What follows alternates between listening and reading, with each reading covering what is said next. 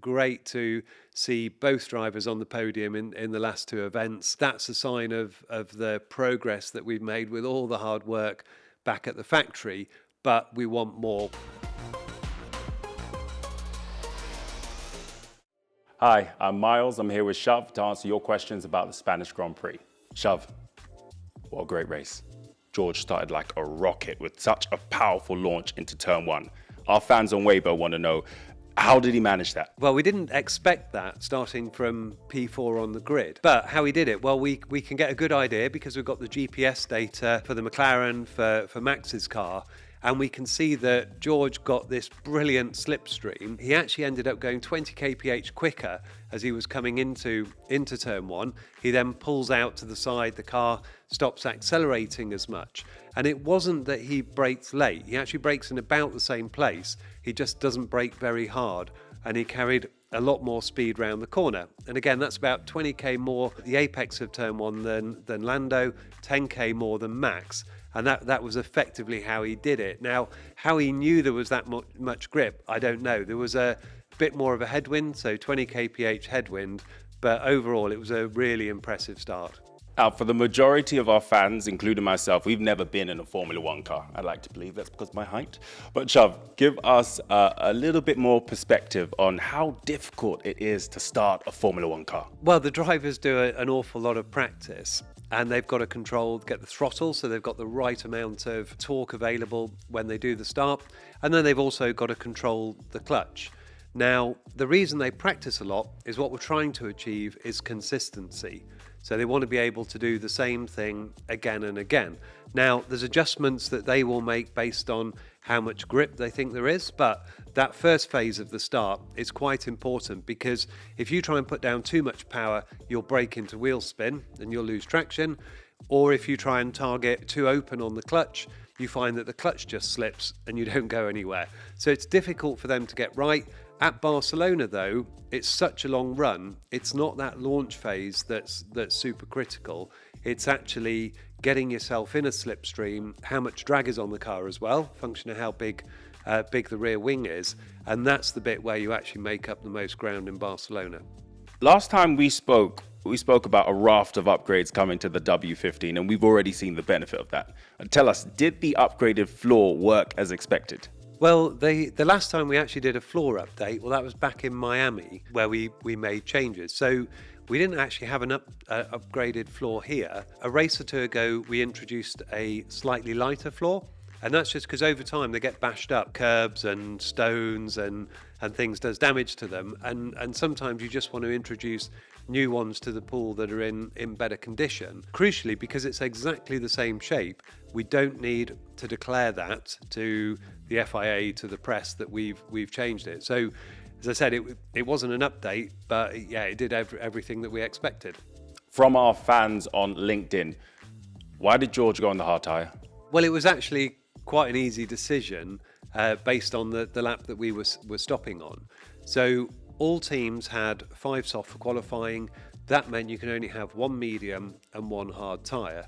And in that middle stint with George, we'd use the medium tyre. Now, if you were doing a stint of 20 laps, the soft was the best tyre to be on. It had good grip early on in the stint, higher degradation, but that was the quickest way to do a 20-lap stint. And if you look at the longer stints on that tyre, people were doing 24, 25 laps, but that was the upper end of it.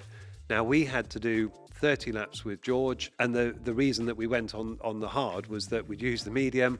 It's the only one that could have done that range. When you look at Lewis's race, though, because he was able to extend, that was a function of being able to stay far enough away from Leclerc that we were out of undercut range.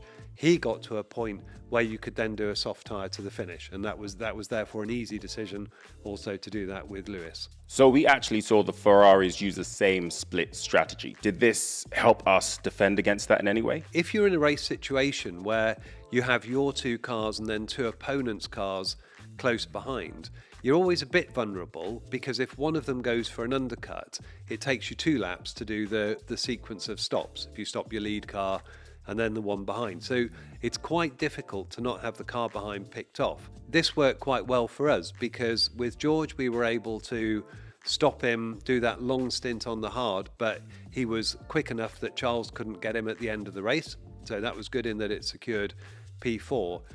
With Lewis, it was good that he was able to have the pace to go long and that Charles didn't really get within undercut range of him. And that meant that he had fresh rubber at the end. It wasn't such a case of deliberately splitting the strategies. It was just how do we protect against the risk that Ferrari try and undercut to get one of their cars ahead of us. Now, they did it with Sainz, but luckily Lewis had the pace to be able to get back through. So our fans on Instagram really want to know, has the progression the team have made been confirmed at Spain? Before going to Barcelona, we were asking the question, was it a specific of the Montreal circuit that meant that George was able to get pole position and we were racing so well there? And Montreal's unusual. It's a lot of slow speed corners and it was also cold there. So generating temperature was actually a challenge. Barcelona, it's a lot warmer. There's a lot more high speed, a lot more energy. And it's a track that's a good indication of the strengths and weakness of a car. So for us, very encouraging to see that we were quick enough to get on the podium there. We didn't benefit from anyone else's misfortune. So clearly, yes, the car's working well. But what we also know is we need to keep delivering these updates, and we're working hard to do that because that gap's been coming down and down. Hopefully, we can continue to shrink it and hopefully get to a point where we can fight for wins. Xav, 2 podiums in a row. How does it feel? And what are our expectations for Austria? The first bit of the question, the podiums, great to see both drivers on the podium in the last 2 events. That's a sign of the progress that we've made with all the hard work back at the factory. But we want more. We want to do better than 3rd places. So we're working hard, but we've got plans and we've got parts coming, and hopefully that will all come to fruition. In terms of Austria, it's a tricky circuit and it's a sprint race. So with a sprint race, you've got 1 hour to get the car sorted out and set up. Now, the recent changes we've made to the car, it's an easier thing to work with. The drivers have been much happier with the start setups. We've had to make less changes. So hopefully that will put us in a good place to start the weekend. You've then got 2 sets of qualifying, 2 separate races, so there's plenty to contend with. And then in Austria, you always get the question of the weather. Sometimes it's really hot, sometimes it's wet, so there's plenty to think about. But the drivers, the team, they're all enjoying racing the car that we've got now. We're fighting for the bigger points, and we're excited to get going in Austria. Now, I can't let you go without asking. You mentioned new parts. What do we have in way of upgrades coming up? Well, we've got a plan to bring more performance to the car, and it's some of the areas that we've been working on recently. Just aerodynamic development, mechanical developments, and those are coming through in the next few races. Now, we don't really want to give our competitors an idea of when we're bringing an update because then they'll be pushing to try and bring one sooner, but certainly we've got more stuff coming. We can see that gap getting down, and as it gets smaller, it's motivating people even more to sort of push to bring small developments. And qualifying's been so tight recently, just bringing a few hundredths of a second to a car can see you further up the grid. That gives you an opportunity to finish in better places. So we are flat out, but as I said, I won't tell you on air quite what the development plans over the next few races are.